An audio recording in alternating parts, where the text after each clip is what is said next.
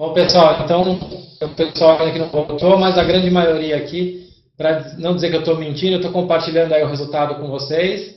Então, aí a gente está com 85% das pessoas ouvindo bem, tá? Se houver algum problema, vocês comentam aí no chat que a gente volta a fazer esse questionamento. Então, estou passando aqui para a Sandra. Obrigado, Sandra, pela oportunidade. Aí tem uma surpresinha no final, viu, gente? Fiquem até o final aí que vale a pena. É verdade. Oi, gente, boa tarde, tudo bem? É um prazer estar aqui com vocês. Agradeço muito a Fast Commerce pelo convite. Peço desculpas aí pelos minutinhos de atraso, mas é que o trânsito de São Paulo, vocês devem imaginar como é que é, né? Não dá para chegar no horário em lugar nenhum. Eu combinei aqui com o Rafael de a gente falar um pouquinho hoje sobre marketing digital. São só 50 minutos, então a gente vai dar uma passada por vários temas, vários assuntos, e no final a gente troca uma ideia com vocês podem fazer algumas perguntinhas, e como o Rafael falou, a gente vai ter também uma surpresinha no final, tá? Então vamos lá, gente. Primeira provocação que faço, né, nas minhas aulas normalmente, é questionar sobre o que mudou nos últimos 15, 20 anos com o advento da internet. E, em geral, as pessoas respondem tudo. E é quase verdade, né? Porque tanta coisa mudou nesses anos que dá para a gente ter essa reflexão. Só que, na verdade, o que a gente tem que se atentar bastante é principalmente para as mudanças que aconteceram mais recentemente ainda, não nos últimos 20 anos, e sim nos últimos 10 anos, com relação às mídias sociais, a Web 2.0, que fez com que mudasse muito o perfil e o comportamento do consumidor. Então, a gente vai falar um pouquinho também sobre esse comportamento do consumidor. Porque se a gente quer falar de marketing, obviamente não dá para falar de marketing sem falar do consumidor. E essa mudança nos consumidores é que tem feito com que as empresas fiquem mais atentas para se reinventar. Tá? Então, a principal mudança nos últimos 10 anos, principalmente por causa da Web 2.0, foi a mudança no comportamento desse consumidor.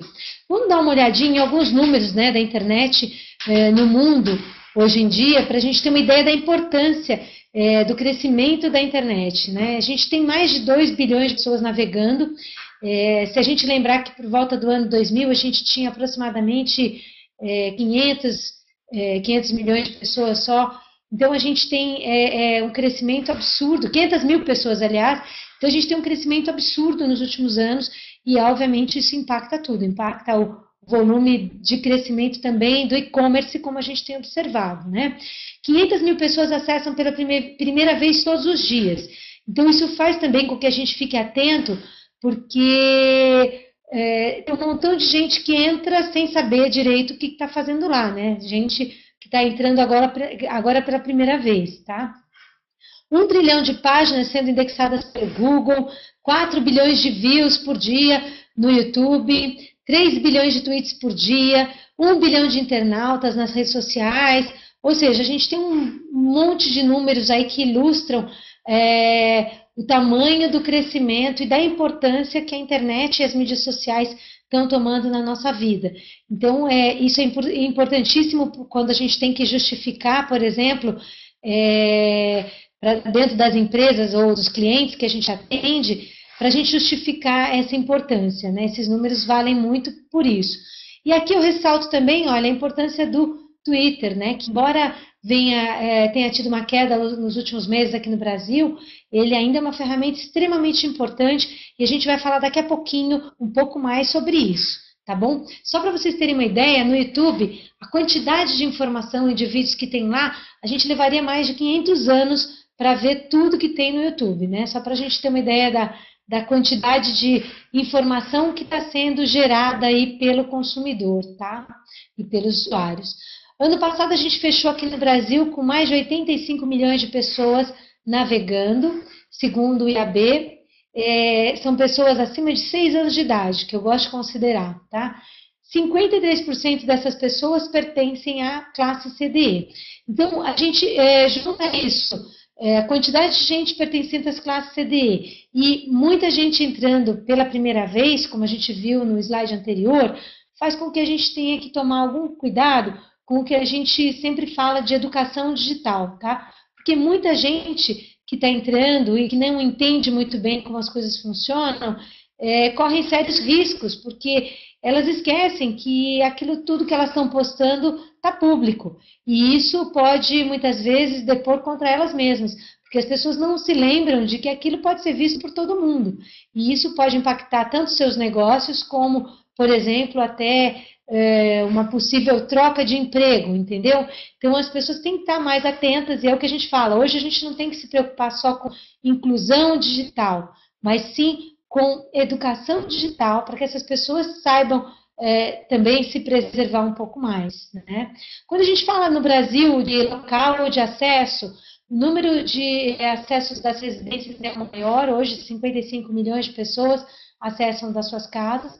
Isso se deve ao grande crescimento da banda larga nos últimos anos, mas ainda a gente tem um grande acesso vindo também do trabalho, lan houses, centros públicos, etc. Então, é importante a gente ter noção de onde que as pessoas estão acessando mais, tá? E também, quando a gente olha o tempo que as pessoas investem, o brasileiro é campeão, 48 horas em média por mês, e se a gente somar as mídias sociais, as pessoas ficam em torno de 71 horas em média por mês na internet. Então, isso também mostra essa grande adesão dos usuários aqui no Brasil. Mas, por outro lado, a gente também tem que se lembrar que isso se deve a uma baixa qualidade no nosso acesso. Então, a gente costuma brincar que as pessoas ficam tantas horas porque elas ficam também esperando muito tempo para as páginas carregarem, né? A gente tem uma qualidade de acesso ainda muito ruim em algumas regiões, principalmente se a gente comparar com países aí do primeiro mundo, né? Quando a gente olha para as principais atividades que as pessoas fazem online, segundo essa pesquisa do Comscore na América Latina, as principais atividades são pesquisa, todo tipo de search e redes sociais. Por isso que no marketing digital a gente sempre acaba dedicando bastante tempo para analisar as estratégias nos buscadores e nas mídias sociais, porque são as atividades hoje mais importantes. Depois você tem e-mail, entretenimento, compras, etc. Mas essas duas são as atividades hoje mais importantes. Quando a gente olha para a internet como um meio de publicidade, né, a publicidade online, é mais um dado que mostra esse grande crescimento, tá? A gente teve um crescimento, a gente está tendo uma previsão de crescimento esse ano por volta de 28%. Aliás, no ano passado cresceu 28%, e a previsão para esse ano aqui é a gente atingir quase 5 bilhões de reais de investimento em publicidade online. A TV aberta em primeiro lugar, jornal, coladinho com o jornal a gente tem internet, e se essa previsão para 2012 se concretizar, a internet, na verdade, vai passar jornal e já vai ficar em segundo lugar. Então, TV aberta só está em primeiro lugar porque ainda é muito caro, é muito mais caro investir, obviamente, na programação da TV aberta, do que investir nas ações de internet. Então, por isso que ainda por um bom tempo a gente vai ver televisão aberta em primeiro lugar. Mas se a gente for analisar, a internet passou todas essas outras mídias numa velocidade absurda ao longo dos últimos anos. E já está hoje aí em segundo lugar, tá? Vamos então falar um pouquinho do comportamento do consumidor, como a gente comentou agora há pouco, que é super importante para a gente entender o que está se passando, tá? Esse aqui é um vídeo, só para avisar vocês, eu vou passar todos os links dos vídeos que eu vou comentar aqui, eu vou deixar à disposição de vocês com o Rafael, para que vocês tenham acesso, tá bom? Então aqui eu não vou passar todos os vídeos para a gente não estourar o tempo. Esse aqui é um vídeo que fala do futuro consumidor. Ele é uma gravação feita em Londres por crianças em torno de 10, 11 anos de idade, e é um vídeo bastante perturbador. Normalmente as pessoas se sentem bastante incomodadas quando veem esse vídeo, porque as crianças acabam tendo uma postura até bastante agressiva nas suas colocações, mas é muito interessante porque elas falam como elas querem ser tratadas daqui para frente, né? E eles são o futuro consumidor. Então, se a gente não entender como essa galera funciona, obviamente a gente não vai saber como interagir, mesmo como fazer negócios com eles. E no futuro eles vão ser em maior quantidade do que nós mesmos, eles vão consumir mais do que a gente. Então, esse vídeo mostra um pouco desse novo comportamento, ou seja, eles querem maior interação, querem ser tratados de um para um, né? Não querem ser tratados como massa, querem criar junto com a empresa, então eles se colocam de uma forma até para colaborar e criar junto com as empresas, falam da realidade aumentada como sendo a nova realidade, quer dizer, eles dão várias dicas de como que esse novo comportamento vai pautar daqui para frente a relação que as empresas têm que ter com essa turma, tá? Então é um vídeo bastante interessante e eu costumo dar a dica de quando a gente tem que convencer algumas pessoas que ainda estão muito resistentes com relação ao mundo digital, passa esse vídeo que vai fazer com que as pessoas reflitam, né? Pensem sobre tudo que está acontecendo e como que isso está mudando, tá? Esse novo consumidor, a gente diz que ele valoriza cada vez menos a propaganda tradicional.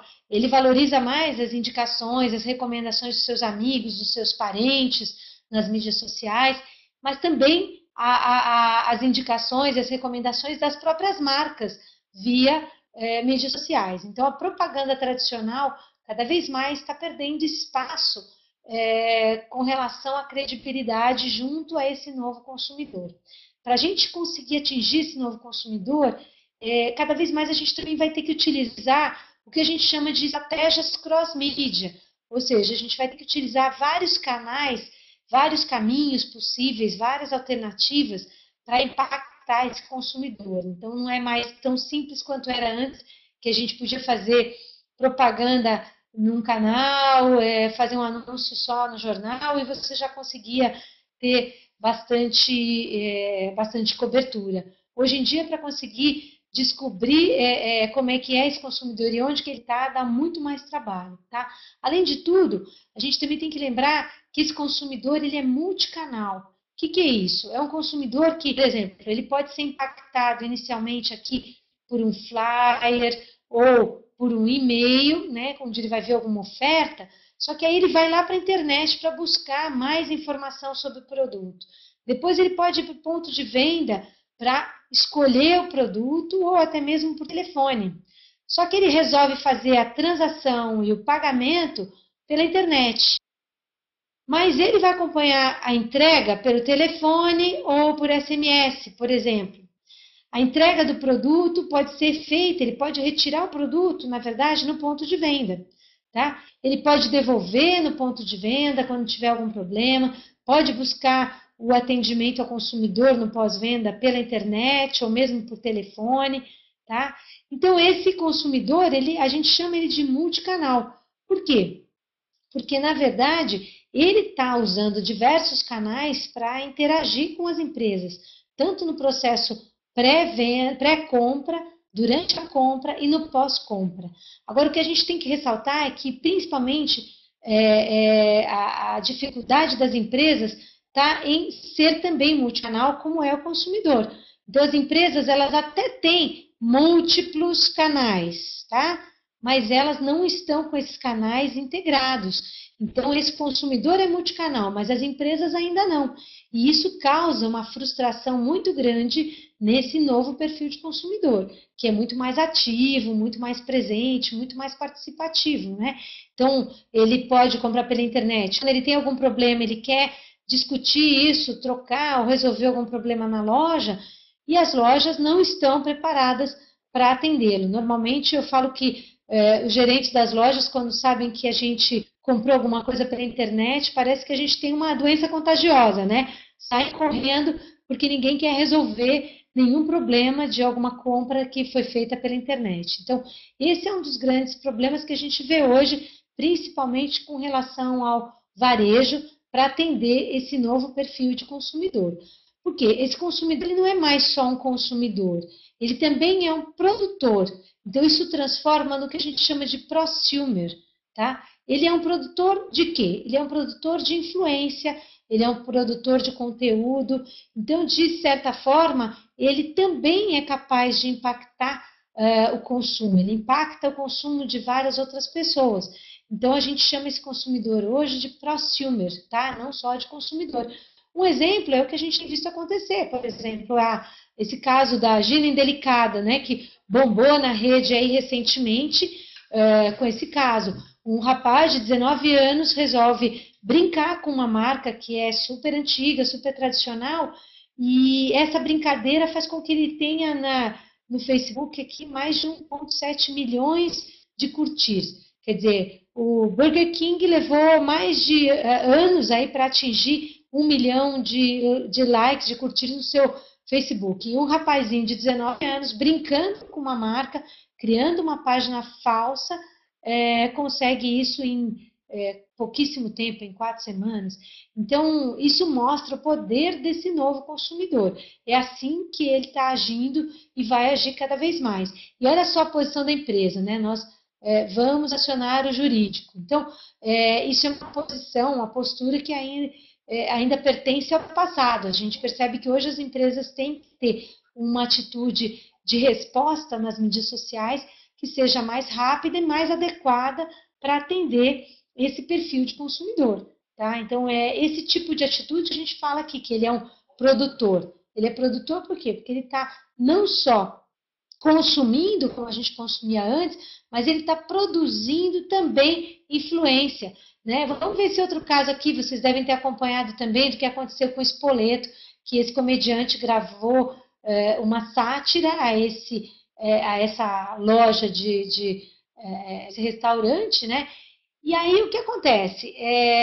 A postura dessa empresa foi completamente diferente. Quer dizer, usou essa sátira que foi feita para reproduzir um outro filme, bancar um outro filme, usando isso para treinamento das suas equipes, para mostrar que isso não pode ser feito, e além disso, para comunicar também aos seus consumidores, olha aqui, que isso jamais deve acontecer, mas às vezes foge ao nosso controle.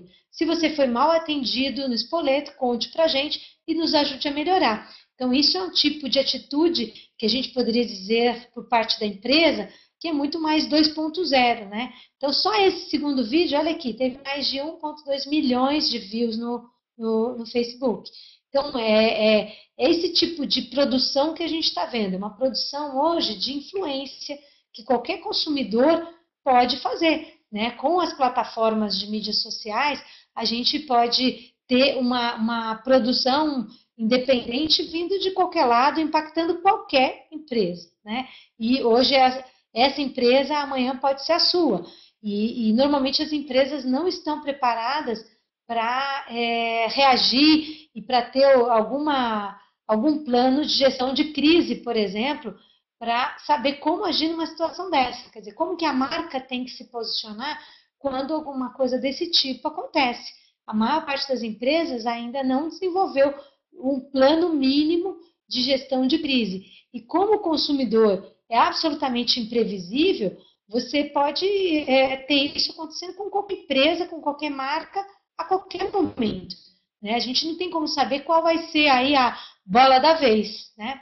Então, vamos falar um pouquinho dessa evolução, que é o social consumer, quer dizer, o consumidor social. É o consumidor que tem influências que vêm das mídias sociais. Então, todo tipo de consumo que tem como base as trocas de influências feitas na Web 2.0, a gente chama isso de social consumer ou social commerce, tá? E esse consumidor, como é que ele age? Por exemplo, a gente tem o caso do processo de unboxing, que muita gente gosta de fazer. Quer dizer, você compra um novo produto, vai lá na frente do seu computador, da câmera, e troca informações, posta informações sobre esse produto que você acabou de receber. Então, é um processo de tirar da caixa, né? Unboxing. Esse processo, a gente vê que aqui no Brasil é mais comum, principalmente na parte de tecnologia e, por outro lado, também na parte de maquiagem, por exemplo, né? Agora, tem vários cases bem fortes, impactantes lá fora, como, por exemplo, essa menina. Esse processo de unboxing também é chamado de video hauling, tá? Vocês vão ver esses dois termos, cada vez vocês vão ouvir mais esses termos. Então, essa menina, por exemplo, ela deve ter os seus 19, 20 anos, e ela costuma fazer bastante isso, de video hauling. Ela grava lá, falando de vários produtos que ela comprou. Então, nesse Collective Haul, que é um dos vídeos que está no canal dela, aqui, ó, Juice Star 07, nesse vídeo ela fala de produtos diversos, como desde pasta de dente até lente de contato. tem vários vídeos dela falando sobre roupa e etc. Né? Essa menina, só nesse vídeo aqui, ela tem 715 mil views, mas ela tem no seu canal do YouTube mais de 1 milhão de assinantes. Então, o impacto que ela causa, né, nos outros consumidores, a gente pode dizer que é similar a um grande jornal, por exemplo, na cidade de São Paulo. Então, como desconsiderar a influência de um consumidor como esse, que está usando as mídias sociais para se colocar, para comentar sobre produtos, e ela, ora, pode estar falando bem, como pode estar falando mal. Olha aqui, 284 vídeos. Então, uma menina como essa tem um grande impacto. Então, eu costumo dizer que nas mídias sociais a gente tem que dividir os nossos consumidores, os nossos clientes, em dois grandes grupos. Um grupo seria o que a gente chama de high share, são aqueles que compartilham muito. E o low share é aquele que compartilha pouco.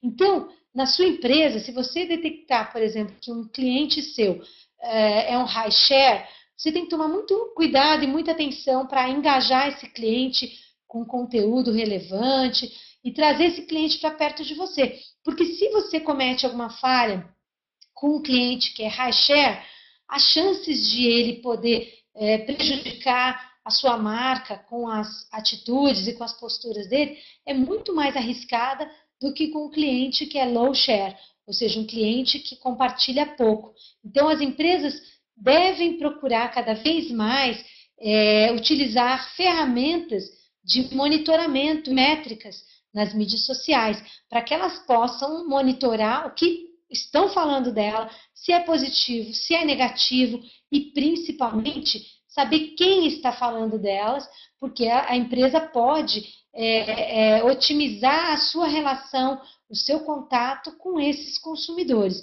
que são consumidores extremamente importantes, porque se você engajá-los, isso é positivo para a marca, e o contrário também é verdadeiro.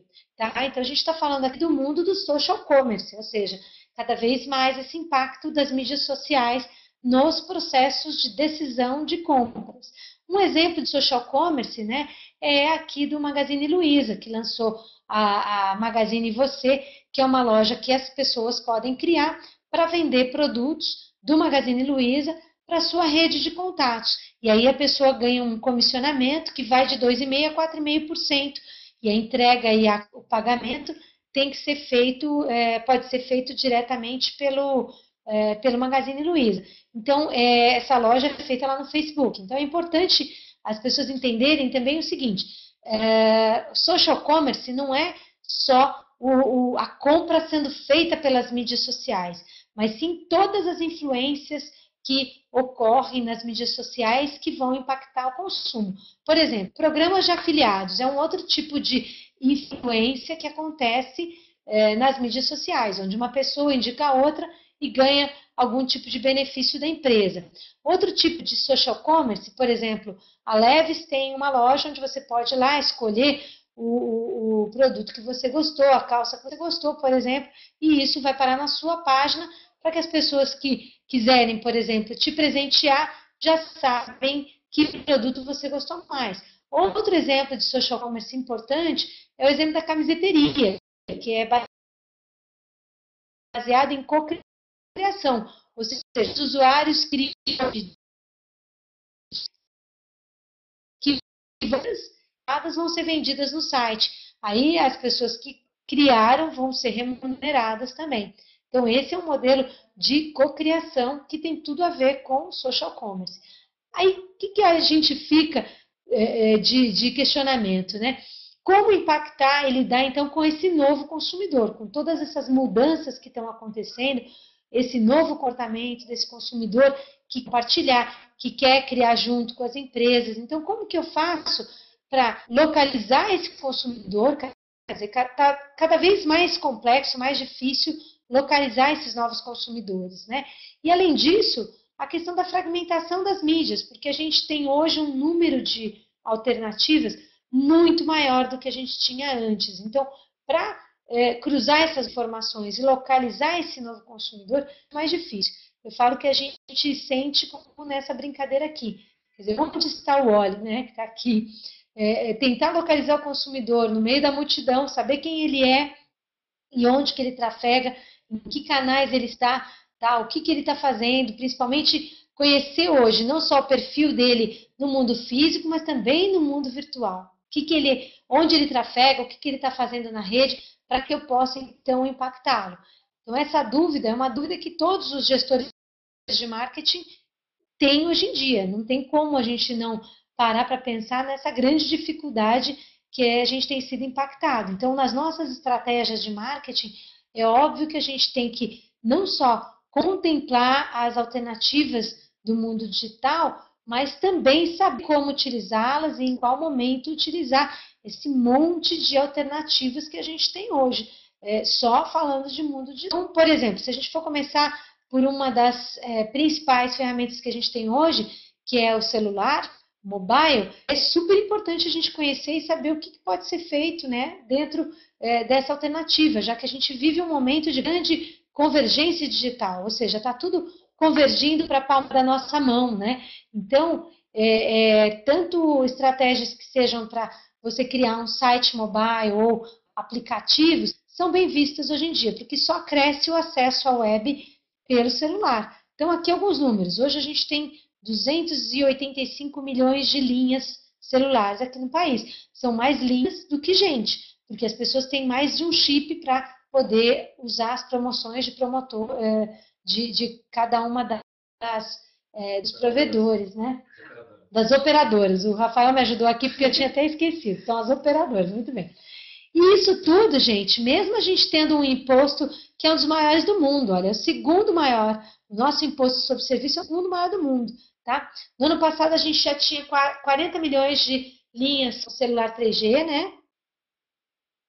São passados mais de 1 bilhão de SMS por mês aqui no país. A troca de aparelhos é em torno de 1 ano e meio, então por isso que a gente vê que continua vendendo tanto celular, né? Porque quem ainda não tem um smartphone, o objeto de desejo dessa pessoa é adquirir um smartphone. Aí depois é adquirir um tablet e assim por diante. Então continua crescendo muito o acesso à web pelo celular, tá? Então, como eu falei, tem tudo a ver com a convergência digital. As pessoas não se incomodam de receber propaganda no celular, desde que isso seja autorizado e não invasivo, né? E olha que referência importante, gente. Só 6% das empresas têm site mobile aqui no país. Sendo que a gente tem tanta gente acessando a web pelo celular. E acessar um site de uma empresa pelo celular que não está adaptado, não é um site mobile, é muito ruim. A experiência gerada é muito ruim.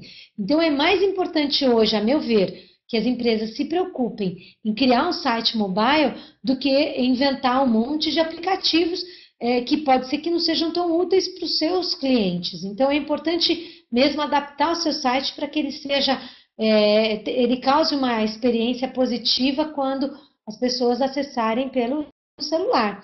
Aqui alguns cases de mobile, só para vocês conhecerem, né? Esse aqui foi feito para o site Oba-Oba, que é um site de balada, e ele é baseado em geolocalização. Então, esse aplicativo, quando você chacoalha o celular, o iPhone aqui no caso, ele ativa o aplicativo e ele emite um som aqui de pedras de gelo e ativa a sua geolocalização. Então, você acaba sabendo tudo que tem de promoção de double drink naquela região onde você está. Então, para quem curte balada, é uma ótima ideia. Esse aqui é um advert game criado para celular, baseado naquela marca de um remédio chamado Luftal, que é um remédio para gases. Então, olha o que foi feito aqui, que interessante, que é totalmente ligado ao conceito do produto. Quando você ativa o aplicativo, ele começa a emitir bolinhas. E o game é a utilização do Luftal, que é o remédio, e ele vai estourar essas bolinhas. Então, ele é uma brincadeira que tem tudo a ver aqui com o conceito do produto. Aqui é um game feito para Volkswagen, que é para treinamento da equipe de vendas de caminhões, que é um produto mais chato de treinar. Então, nada melhor do que usar um game para que as pessoas possam, os vendedores, saibam como é a potência de tal caminhão, saibam detalhes. Então, tem várias utilidades, né, que você pode ver em aplicativos recentes, desde game, uso de geolocalização, uso para treinamento. A Natura, por exemplo, usa também o celular para treinar suas consultoras que ficam à distância, tá? Esse é um outro case aqui já de mobile commerce. Então, o Pão de Açúcar lançou o Pão de Açúcar Delivery Mobile. Você pode fazer todo o processo de compra de supermercado totalmente pelo celular. Esse é um case na Coreia do Sul, que é de uma loja chamada Tesco, que é uma loja britânica, criou essa loja lá chamada Home Plus, e isso aqui foi uma adesivação feita nas estações de metrô, e as pessoas podiam comprar qualquer um desses produtos aqui, que tinham a imagem exatamente igual ao produto real, as pessoas podiam comprar utilizando o QR Code, tá? E falando de QR Code, na verdade, é importante a gente ressaltar que QR Code é só um tipo de mobile tag. Existem muitas mobile tags, são mais de 70. Para mobile mesmo, nós temos 12, tá? Tags nós temos mais de 70. Para mobile nós temos 12, e aqui estão as principais. Então, o QR Code acabou virando sinônimo de categoria. Todo mundo associa como se tudo fosse QR Code. E aí a gente começa a ver vários cases aí, mundo afora, muito interessantes de uso de QR Code. Por exemplo, esse aqui também é da Coreia, dessa rede chamada eMart. Então, o que eles fizeram? Essa rede tinha um problema de queda de vendas no horário do almoço. Por volta de meio-dia, 1h, eles tinham uma queda de vendas. Então, eles criaram aqui um QR Code, que é como se fosse uma escultura, e ele vai se formando conforme o sol passa por aqui, né? E forma essa sombra. Então, quando o sol está por volta do meio-dia, né? 1h, ele forma um QR Code. Aí as pessoas passam na frente, escaneiam isso aqui com seus celulares e já podem comprar o que tem de promoção ofertado aqui pela loja, para que você tenha acesso às promoções só naquele horário, que é o horário que a rede identificou que tinha um problema de queda de vendas. Então, isso é um uso inteligente de uma nova tecnologia que gera resultado de vendas, ou seja, não é só a ideia pela ideia, né? É uma ideia que se tornou prática e trouxe aumento de vendas. Aqui um outro uso interessante de QR Code, que foi feito pela Heineken, num grande festival de música, em que as pessoas chegavam num stand e criavam o seu QR Code para adesivar na própria roupa com as informações que elas queriam compartilhar. Por exemplo, pode ser o seu site, o seu telefone, né? E andavam pelo evento com o seu QR Code, ou seja, facilitava o encontro e facilitava o contato entre as pessoas. Então, isso é muito bacana. Aqui um outro vídeo que vocês vão ver e vão achar fantástico, que foi feito para a Johnson & Johnson com o Band-Aid, né? Porque as crianças já achavam sempre Band-Aid um produto mágico, assim, porque elas tinham um machucadinho e coloca o Band-Aid e fica tudo bem. E aí o que a Johnson e a agência que criou pensaram? Então vamos realmente transformar o Band-Aid numa coisa mágica. E aí juntaram o código que vai vai na imagem do Band-Aid, e as crianças podiam acessar esse código através de um iPhone ou de um iPad, e aí elas startavam uma realidade aumentada, um filminho via realidade aumentada, e interagiam com esse filminho e com os personagens aqui do Muppet Show, tá? Então esse é um case que ganhou prêmio agora lá em Cannes, em junho, e fez muito sucesso, porque realmente é muito interessante. Então nessa parte de mobile, tem realmente surgido muitas alternativas novas e criativas que a gente tem que acompanhar. Vamos falar um pouquinho agora do mundo dos buscadores, do mundo das buscas, que também é extremamente importante quando a gente fala de marketing digital. Porque hoje em dia muita gente fica se preocupando só com mídias sociais e se esquece que as buscas são uma das ferramentas mais importantes que a gente tem. Essa área de estudo é o que a gente chama de Search Marketing, que é o SM. Então, a gente tem, na verdade, várias ações que podem ser feitas nos buscadores. Por que é importante, gente? Porque em 82 a gente tinha lá nos primórdios da internet poucos sites, 300 e poucos sites. Hoje a gente tem 174 milhões de sites, ou seja, seria absolutamente impossível alguém navegar nos dias atuais sem as ferramentas de buscas que estão por toda parte, desde o Google, que todo mundo cita, mas todas as ferramentas de buscas que estão dentro de outras plataformas, como Flickr, YouTube, jogos e assim por diante. Então, por que é importante isso? Porque 60% das pessoas clicam só nos 3 primeiros resultados, tá? 90% nos 10 primeiros, ou seja, 90% nem sai da primeira página. Se você não encontra o que você está buscando na primeira página, você refaz a busca. Quase ninguém vai hoje para a segunda página, tá? E olha que dado interessante, 39% das pessoas acreditam que os primeiros colocados nas ferramentas de buscas são os líderes de mercado. O que não é verdade, né? Porque a única coisa que a gente pode dizer com certeza é que esses primeiros colocados sabem fazer uso das técnicas de SEO, de Search Engine Optimization, mas não quer dizer que eles são os líderes de mercado. Pode, assim, haver uma coincidência de os líderes de mercado saberem utilizar as ações de SEO. Aí sim, mas não é uma garantia de que todos os que estão em primeiro lugar são os líderes de mercado. Por que é importante ressaltar isso, gente? Porque no passado a gente tinha uma forma de fazer marketing diferente. As empresas investiam milhões, né, nos canais de mídia tradicional para formarem suas marcas e serem lembrados pelos consumidores. Hoje, se a marca não estiver presente onde o consumidor está buscando, ela simplesmente vai deixando de existir. Ou seja, se a sua empresa não for encontrada, ela não existe. Não é que ela não vai existir assim, não vai fechar a porta de ferro lá, não. Ela vai deixar de existir ao longo do tempo, porque as pessoas não consideram mais a sua empresa na hora de tomar uma decisão de compra. E hoje, com o crescimento das mídias sociais, é importante a gente lembrar disso, que o social está totalmente ligado com o search, ou seja, tudo que eu faço ou não faço nas mídias sociais também impacta a minha posição nas ferramentas de buscas.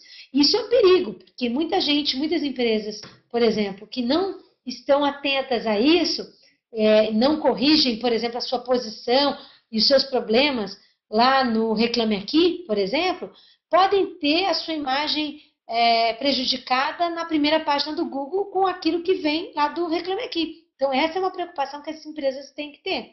Então, hoje, a melhor forma de encontrar o consumidor, na verdade, é ser encontrado por ele. Ou seja, quando ele resolve consumir alguma coisa e pesquisa, ele tem que encontrar a sua empresa.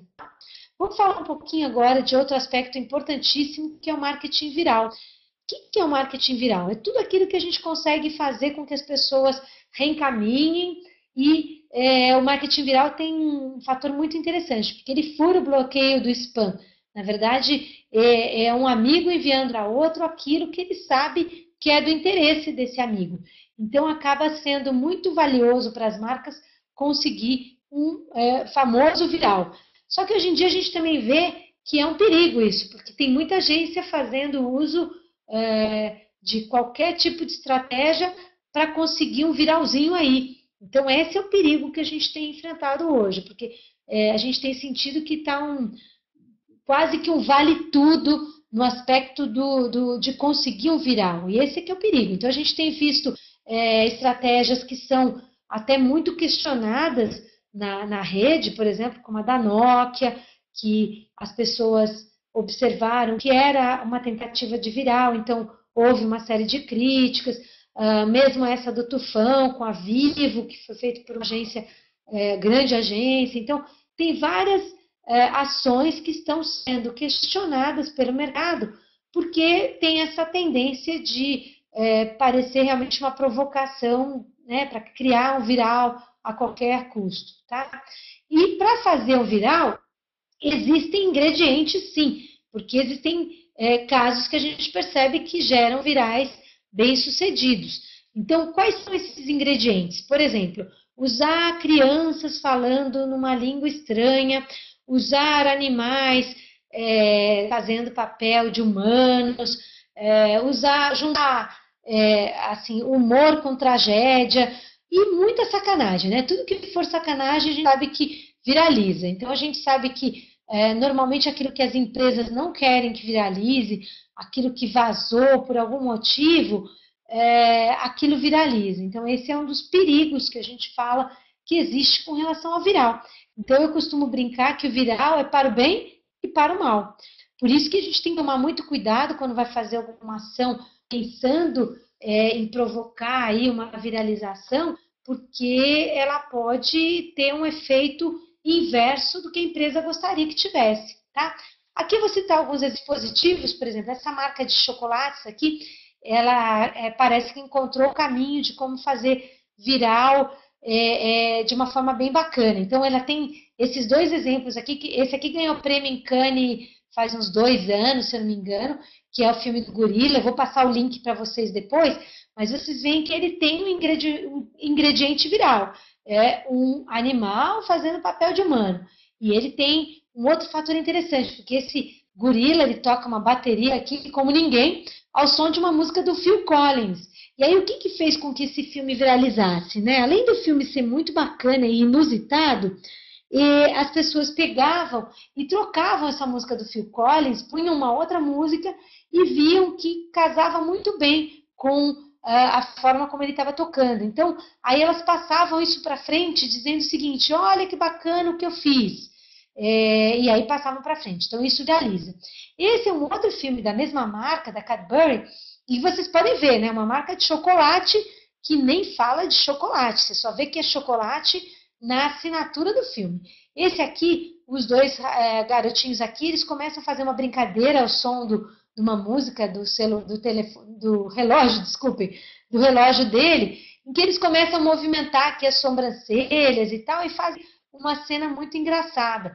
Então, o que acontece? Esses filmes, eles viralizam ou porque são muito inusitados, ou porque são muito bem produzidos, mas também viralizam muito por causa das sátiras. Ou seja, cada um desses filmes, se vocês forem ver no YouTube, cada um deles tem um monte de sátiras. E aí as sátiras também viralizam, tá? Esse que eu acabei de citar, da Nokia, por exemplo, que é aquele Perdi o Meu Amor na Balada, né? O que acontece? Logo no dia que ele foi lançado, já tinha algumas sátiras rolando também no YouTube. Então foi muito divertido, tá? Aqui 2 outros no mundo automotivo que também viralizaram. Esse aqui é o lançamento daquele Passat 2012, em que usa também um instrumento viralizante, que é um menininho, usando a roupinha aqui de Star Wars, né? Tem cachorro também. E esse filme também viralizou, primeiro porque ele é muito bom, né? Muito bem produzido, a trilha sonora é fantástica, né? E aí o que acontece? Esse filme foi visto já por mais de 60 milhões de pessoas, né? Tem mais de 60 milhões de views e realmente trouxe um grande impacto de vendas. Então não adianta fazer só um filme bonitinho que ganhe prêmio, né, gente? Tem que ajudar a empresa a atingir os seus objetivos. Nesse caso, o objetivo dela é vender mais carro. Tanto é que gerou fila de espera pelo Passat 2012. Então, esse filme é um case fantástico. Esse outro, que é o Pôneis Malditos, muitos de vocês vão falar assim: ah, não aguento mais, eu sei. Eu não vou falar muito sobre ele, fiquem tranquilos. A única questão é que a gente tem que lembrar que, mesmo a gente gostando ou não, ele teve sucesso, olha só, 14 milhões de views, isso já tem alguns dias, né? E ele também exerceu um poder para valorizar a marca Nissan, porque as pessoas lembraram que o filme era da Nissan e também ajudou a vender mais automóveis da Nissan. Então, esse objetivo foi alcançado. Aí tem já a versão 2, versão 3 e assim por diante. Nessa linha, falando de viral, falando de mídias sociais e tal, a gente tem que citar uma outra estratégia, gente, que é o flash mob. O que é o flash mob? É uma ação feita pelas empresas para mobilizar pessoas em torno de algum evento, uma promoção, alguma coisa que envolva as pessoas. Em geral tem música também. E para que a gente envolve e quer envolver uma multidão? Normalmente, a ideia disso é o quê? É gravar, obviamente, o vídeo e viralizar também na web. Então, essas ações têm esse propósito, tá? Aí tem algumas ações bem modernas, por exemplo, da Tic-Tac, numa cidadezinha francesa, em que eles mostram como se fosse um produto para mau hálito, Tic-Tac, aí todo mundo desmaia, é bem legal. Esse outro é do canal TNT, canal de TV fechado TNT, que é muito bacana também. Depois eu vou passar o link para vocês, vocês vão se divertir muito porque ele mostra uma ação também sendo feita numa praça tranquila, e aí tem que apertar um botão lá para adicionar um pouco de emoção, um pouco de drama na vida das pessoas. E aí acontece de tudo nessa praça, então é muito divertido, vale a pena conhecer. Aqui um case bem conhecido, é um case histórico, mas eu gosto muito, que é um case da empresa de telefonia T-Mobile, lá em Londres, que é feito numa estação de trem em que envolve quase todo mundo dançando junto, músicas dos Beatles, é muito bacana, vale a pena conhecer também. E aqui o famoso anti-case, que a gente cita porque acabou dando errado, infelizmente, foi uma tentativa de fazer um flash mob aqui na Paulista, né, em São Paulo, em que a empresa ia fazer o que eles chamaram de chuva de Twix, onde iam distribuir toneladas de chocolates. Só que acabou acontecendo um problema com a operação do evento e, como vocês podem ver aqui nessa imagem, acabou sendo feito mais uma chuva de papel picado. E aí as pessoas ficaram muito frustradas com o resultado da ação. E aí, obviamente, elas filmaram, puseram no Twitter, né, tweetaram, e acabou sendo muito negativo para a marca e para a agência que criou essa ação, tá? Então, tudo isso está muito ligado, obviamente, às redes sociais, que são a bola da vez, todo mundo fala tanto de redes sociais e de mídias sociais. Qual a diferença, gente? Redes sociais não precisam da internet. Somos todos nós em grupo, interagindo, então nós temos redes de relacionamento desde sempre. Agora, a internet trouxe o que a gente chama de plataformas de mídias sociais. Então, são nessas plataformas que as redes sociais interagem. E aí foi por causa disso que houve tanta mudança no comportamento do consumidor. Por quê? Cada uma dessas plataformas permitem que as pessoas compartilhem, criem e compartilhem coisas. Então, pode ser uma rede para compartilhar vídeo, ou foto, ou música, e assim por diante. Isso trouxe um grande poder para os consumidores, tá? 94% dos internautas brasileiros estão nas redes sociais, tá? É a terceira maior audiência do mundo. Então, isso mostra o quanto o brasileiro gostou dessa brincadeira, tá? 88% dessas pessoas buscam informações antes de comprar qualquer tipo de produto, recomendam produtos, né? 43%, e 74% das pessoas que interagem nas redes com as empresas acham que essas marcas são mais positivas, né? São mais simpáticas. E o consumidor, né, quando ele está na internet, está nas mídias sociais, ele está falando daquilo que é interesse dele. E as marcas, obviamente, os produtos, fazem parte desses interesses, estão na cabeça das pessoas. Então, óbvio que mesmo quem não está fazendo nada nas mídias sociais pode já ser impactado. Aqui é uma teia de aranha, só para a gente lembrar que rede tem um pouco a ver com teia de aranha também, é uma teia.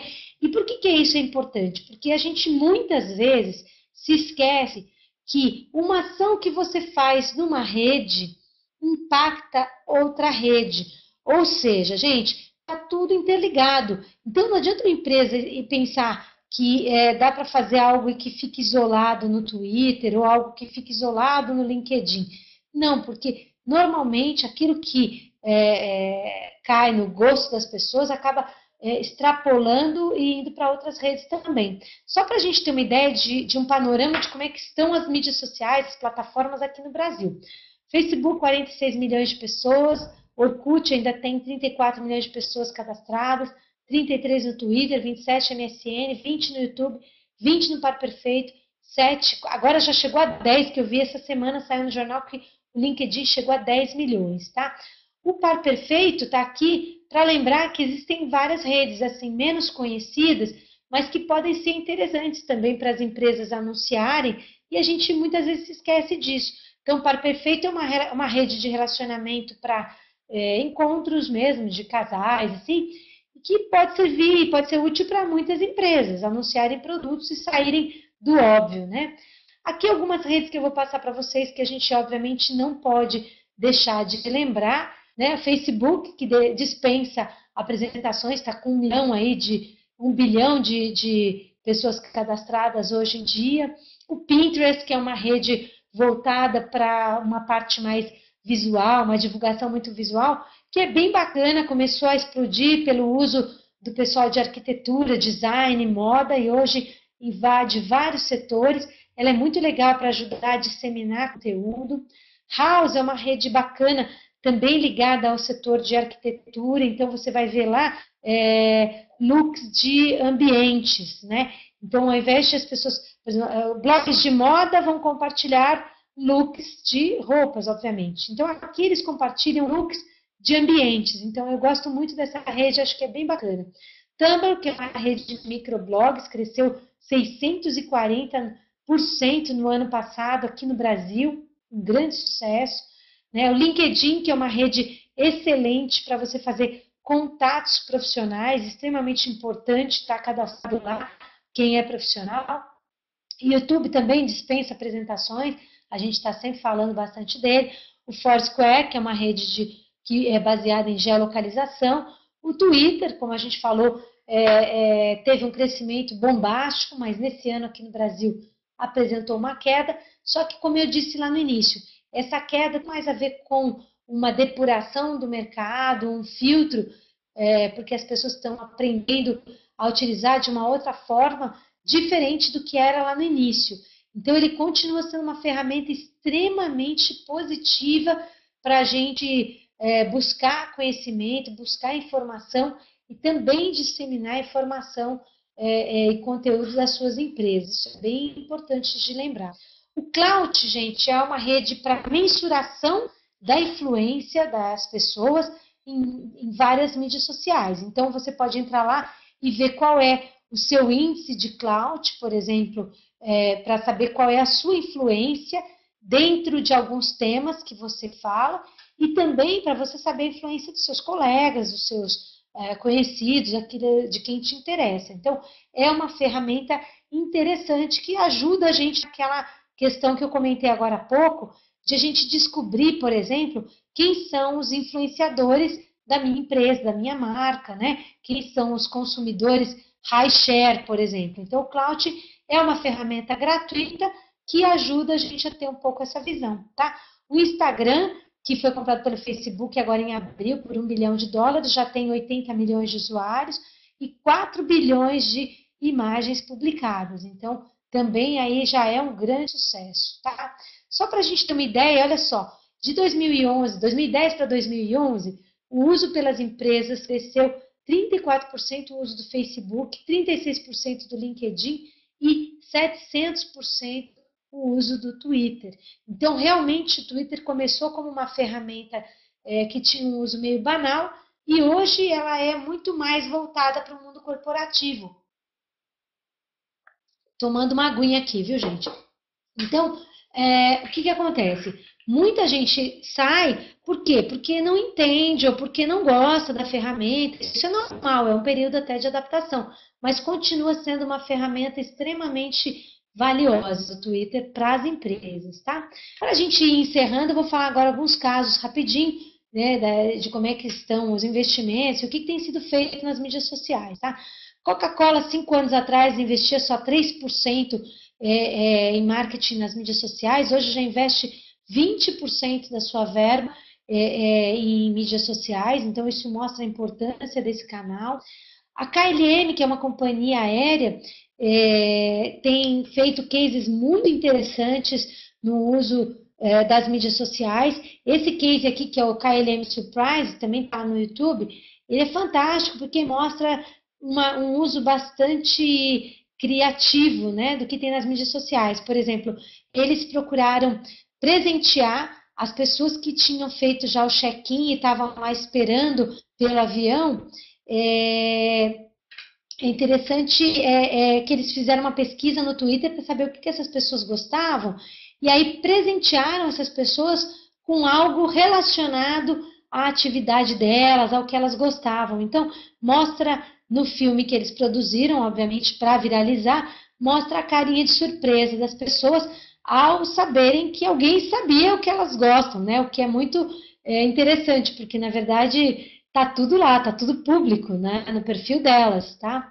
Aqui, cases da Heineken, que tem feito várias coisas interessantes também, quer dizer, cada like, um balão, aí eles produziram outro filminho com vários likes, então vários balões.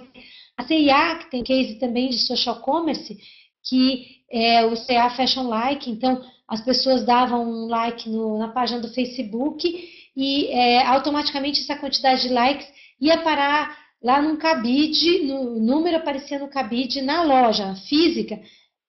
Então é legal porque as pessoas sabiam quais peças tiveram mais likes, ou seja, aqui todo mundo gostou mais, tá? Aqui um case interessante que é a Baker Tweet, que é uma padaria de Londres, que tweetava cada vez que saía, por exemplo, pão quentinho. Isso é muito interessante porque o que a gente fala muito em mídias sociais sobre conteúdo relevante. O que é conteúdo relevante? É aquilo que é importante para os seus seguidores, por exemplo. Então, quem segue uma padaria está interessado em saber alguma coisa sobre pão. Então, óbvio que conteúdo relevante para uma padaria é falar sobre pão. Nada mais interessante do que falar que saiu pão quentinho, né, gente? Já tem um case parecido com isso lá no Rio de Janeiro, tá? E aí um anti-case que a gente viu acontecer recentemente é o problema causado por aquela loja chamada Visou, que vendia bijuterias e acabou gerando um problema sério por conta de um mau atendimento, de um funcionário não treinado, e acabou quebrando a loja em um dia. Então, por aí a gente vê o poder também desse novo consumidor, né? Quer dizer, em um dia você pode quebrar uma empresa e ela sai do ar, tá? Então, como reflexão, né, para quem não está, ou para aquelas empresas que ainda estão na dúvida, ou que são muito tradicionais e ainda estão refletindo se deveriam fazer alguma coisa na internet ou nas mídias sociais, a minha resposta é muito simples, né? Não adianta ficar pensando, você já está lá, a empresa já está lá. Porque mesmo que ela não esteja com nenhuma estratégia, fazendo nada, as pessoas já podem estar falando sobre ela. Então, ela tem que realmente se preocupar para que ela não se proteja e também não aproveite para se relacionar melhor com os seus clientes. E para só encerrar, aqui eu faço um merchan basiquinho do meu livro, que foi lançado agora esse ano pela editora Atlas, que é o Estratégia de Marketing Digital e E-Commerce. E a nossa surpresa, lá, que a gente comentou lá no início, é que a gente vai sortear, para todo mundo que ficou aí com a gente vai sortear um livro meu autografado, tá bom? Então, obrigada, e agora a gente abre para as perguntas, ok? Obrigado, gente. Acho que foi muito boa a palestra aí, um conteúdo muito atual, né? Muito relevante. Então, quem participou, né? A Sandra aí presenteou aí um livro bacana. E a gente vai sortear ao término da palestra, tá? Eu vou ter todos os e-mails aí das pessoas que participaram e a gente faz aqui a seleção e depois eu divulgo lá nas nossas redes sociais e blog. Tá? Acredito que seja amanhã mesmo, hoje eu não sei se eu consigo isso. Então vamos lá, gente, vamos colocando as perguntas aqui. A Luciana vai me ajudar a liberar e a gente vai respondendo aí e vai entrando, tá? Todo mundo está querendo o livro aí. Eba, que bom, fiquei feliz. Mas já está nas bancas, nas livrarias, né? Também. Já tem uma pessoa que perguntou aqui se eu posso indicar ferramentas de monitoramento. Eu vou fazer o seguinte, eu passo uma lista aqui para o Rafael, eu acho que ele consegue enviar para vocês, porque tem várias ferramentas gratuitas e tem outras que são pagas, e aí vale a pena cada empresa avaliar o que é melhor, mas eu recomendo muito porque é extremamente importante hoje estar monitorando, tá? Então eu encaminho para vocês com certeza. E até o próprio conteúdo, eu não sei se você pode também divulgar depois, sim, tardes, posso. Acho que é o pessoal pedindo aí, né, comentando. Posso, divulgo sim, com certeza. Tá bom, então a gente também vai divulgar, tá, gente? Então, agradeço também os comentários de vocês aqui. Henrique, obrigada, todo mundo, muito legal. E aí, como que a gente vê as perguntas agora?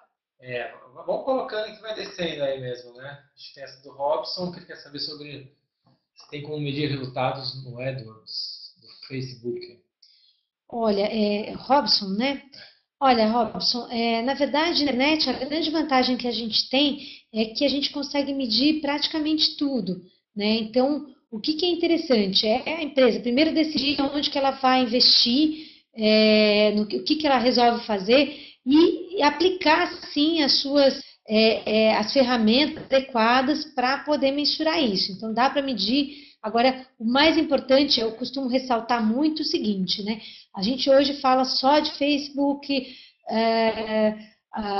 esquecendo que tem várias outras alternativas. Então, o mais importante é ter um planejamento de marketing decidir que canais são importantes para aquele tipo de empresa, realmente fazer essas ações e monitorar essas ações. Isso vale para toda e qualquer ferramenta, tá bom? Não só para Facebook. A gente tem que fazer isso como um padrão, tá bom, gente? Agora a gente tem que escolher. Aqui tem o Alexandro, que ele pergunta aí a questão de investimento, se é melhor investir no Google ou no Facebook. Olha, essas consultorias grátis aqui, eu vou fazer o seguinte, eu mando a conta depois, hein? Tô brincando. É o seguinte, na verdade, né, depende muito de quem é o público do tipo de produto que você oferece. Como eu não sei exatamente qual é o seu site, não existe uma regra única que vale para todo mundo, né? Se alguém disser para você que tem uma fórmula mágica, você saia correndo, por favor, tá? Na verdade, todo e qualquer negócio tem que ser analisado com bastante critério, porque depende se o seu público está mais numa ferramenta, ou se está mais na outra, se é um público mais jovem, se é um público mais de mais maturidade. Então, depende muito de qual é o segmento em que a empresa atua. O que eu diria para você, eu nem lembro mais quem é que perguntou, deixa eu voltar lá, Alejandro, né? Alejandro, o que eu diria para você é que, assim, primeiro passo realmente é conhecer muito bem o consumidor do seu tipo de produto, fazer algumas pesquisas, identificar onde ele está trafegando. Lembra lá atrás que eu brinquei com a história do onde está o Wally? É isso aí, tem que descobrir onde que ele está, o que ele faz na web e tal, para você poder decidir. Porque tem produtos que, por incrível que pareça, nem faz sentido estar no Facebook, na minha visão. E, por outro lado, faz todo sentido, sim, a empresa investir muito numa estratégia nos buscadores. Por isso, às vezes, eu falo que a gente tem que fazer primeiro o arroz com feijão, muito bem feito, antes de pensar em florear muito. Então, adianta alguma coisa a gente ter uma estratégia fantástica nas mídias sociais e a empresa tem um site péssimo. Não, eu acho que tem que ter um site bacana sim, ainda é o local onde as pessoas vão buscar muita informação. Então, acho que tem que pensar muito bem em colocar as coisas nos seus devidos lugares, tá?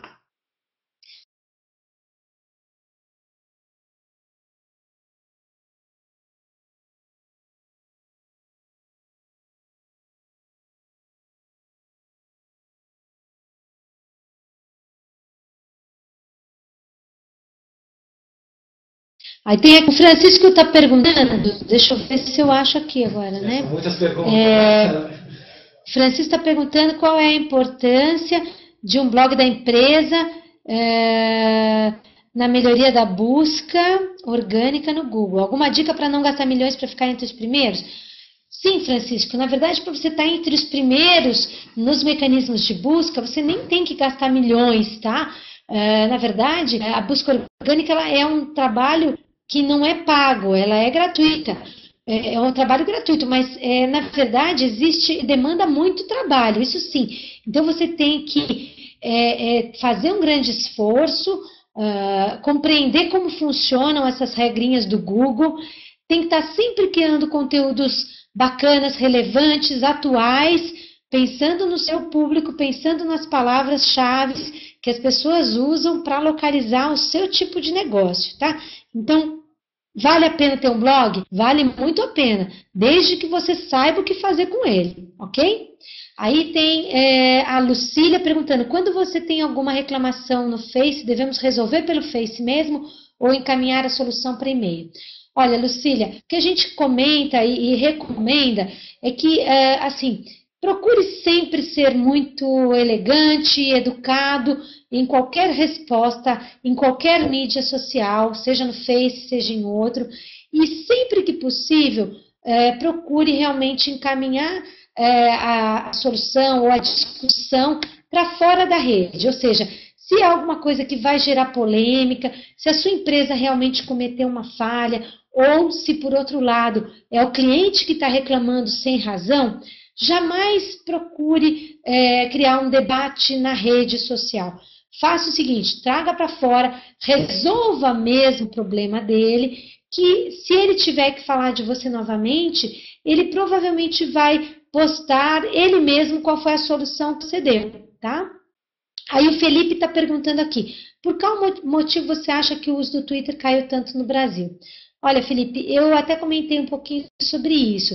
Eu acho que caiu, na verdade, porque muita gente usava de uma forma inadequada, né? Talvez. Quer dizer, as pessoas falavam, tô indo jantar, tô indo no banheiro. Quer dizer, ninguém está interessado nisso. Então, o que acontece? O Twitter, eu acho que está tendo, na verdade, um filtro na sua utilização, se tornando algo mais relevante mesmo. Então, talvez seja até melhor ter menos gente, né? Porque quantidade não é qualidade.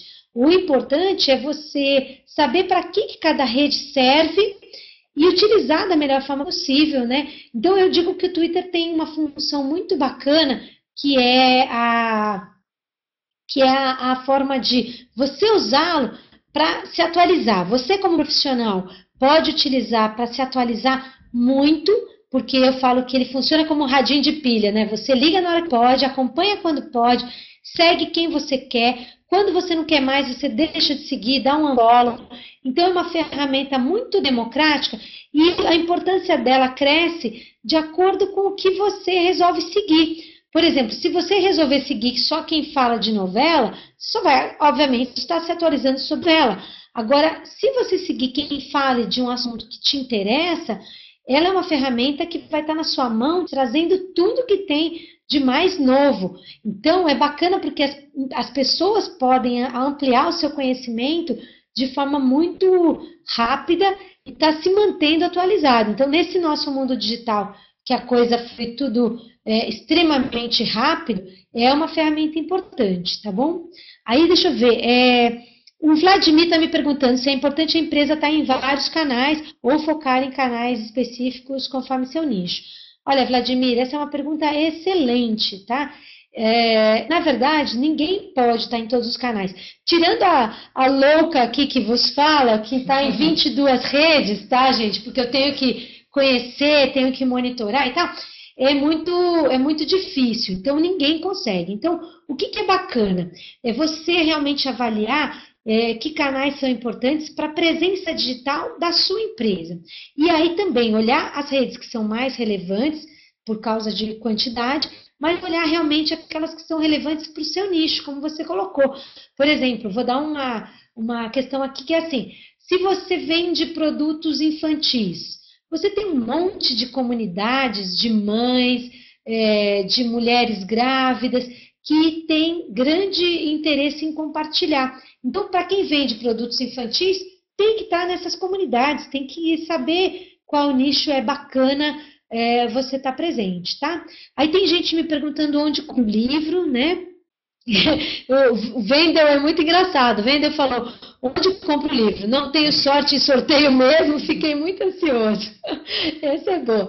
Bom, gente, se vocês entrarem aí no meu blog, que o endereço está aí, na home do blog tem um link lá que vocês podem comprar o livro com desconto diretamente, já um link que vai para a editora Atlas. Então, lá vocês conseguem comprar via e-commerce, né? O livro com desconto e frete grátis. Então, é bem vantagem, tá bom? Aí o Antônio Galo pergunta se eu indico algum curso de marketing digital presencial. Olha, eu indico o meu, né, Antônio? Eu vou fazer um merchan básico aqui. Antônio, eu tenho alguns cursos que eu coordeno lá na SPM, que são cursos bastante objetivos, são cursos de férias. Então, em janeiro, eu estou com 8 cursos acontecendo lá, aqui na SPM em São Paulo. Então, se vocês puderem dar uma olhadinha no site da SPM, vocês vão ver que tem marketing digital, tem curso de e-commerce no mercado de moda e assim por diante, tá bom? Aí, vamos então para as últimas duas perguntinhas. Vamos, mais duas só. Então, vamos ver aqui. Vou pegar aqui dos últimos, o finalzinho. Aqui, agradeço, vou pesquisar. O Robson pergunta se ainda dá para usar o Orkut para campanhas. Olha, tem muita empresa ainda utilizando sim o Orkut pelo perfil do público, porque ainda tem bastante gente lá, tá? Agora, tem que avaliar se é adequado para o seu produto, para a sua empresa, tá? Então, tem que ver, porque a gente sabe que tem um perfil um pouco diferente, o Orkut de outras redes, né?